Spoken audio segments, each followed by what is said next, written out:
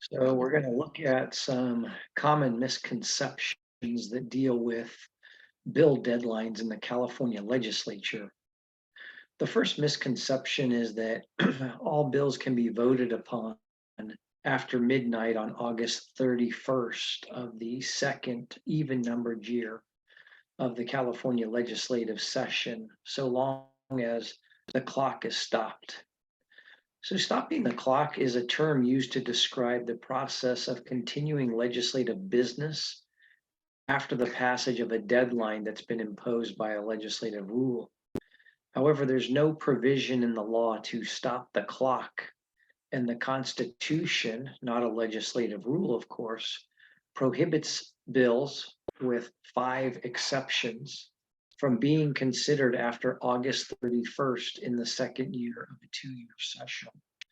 The only measures that are exempt are statutes calling elections, statutes providing for tax levies, statutes providing for appropriations for the usual and current expenses of the state, urgency statutes, and vetoed measures. Another misconception is that the joint rules related to committee deadlines apply to all measures. However, joint and concurrent resolutions are exempt from these deadlines under Joint Rule 6. Bills related to the budget under Article 4, Section 12E of the Constitution are also exempt from the deadlines pursuant to Joint Rule 61. Bills which are referred to a committee under Joint Rule 26.5 or Assembly Rule 77.2 or Senate Rule 29.10 are also exempt from these deadlines. There's also a misconception that all measures introduced in the first year of the two-year session must pass out of their house of origin by January 31st of the second year.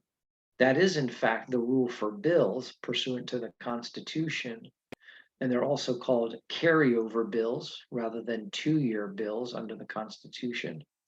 But Joint Rule 56 states that constitutional amendments do not have to abide by that January 31st deadline. One other misconception regarding deadlines is that a bill cannot be introduced in either the first year or the second year of the regular session after the introduction deadline.